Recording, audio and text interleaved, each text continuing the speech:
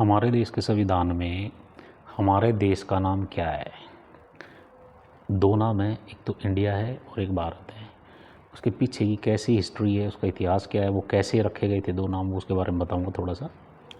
ये जो संविधान का अनुच्छेद 1 है उसमें कहा गया है कि इंडिया यानी भारत। अभी देखिए, इंडिया यानी भारत, ये लाइन ही यहीं से शुरू होती है, मतलब दोनों नाम आगे, इंडिया भी आ गया, भारत भी आ गया। वो कैसे आया वो बताऊंगा हम आगे। इसके बजाय कि राज्यों का समूह, इसकी जगह क्या क्या कहा गया है? राज्यों का संघ। ठीक है, तो इससे क्या है, दो बातें साबित होती हैं। कौन कौन सी? एक तो पहले तो साबित होती है भाई देश का नाम, हमारे देश का नाम क्या है, तो देश का नाम क्या है? इंडिया भी है और भारत भी है। और दूसरा, इसकी राज व्यवस्था। ठीक है, इसका सिस्टम क्या है, राज व्यवस्था का, इंडियन पॉलिटी का। तो वो कैसे है इसमें?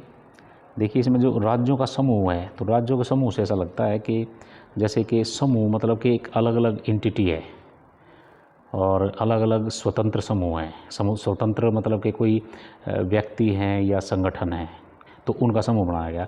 लेकिन ये जो शब्द है राज्यों का संघ, इससे ऐसा लगता है कि संघ मतलब मिलजुल के रहने वाले। ठीक है, तो उसमें क्या कहा गया, अनुच्छेद 1 में कहा गया कि इंडिया यानी कि भारत राज्यों का संघ, बजाय इसके कि राज्यों का समूह। ठीक है ना, तो हमारा जो देश है वो शुरू से ही जो है वो कनेक्टेड रहा है, सारे के सारे जो राज्य हैं वो संघ के रूप में रहे हैं। तो आगे इसमें देखते हैं इसका हिस्ट्री क्या रही थी इसमें।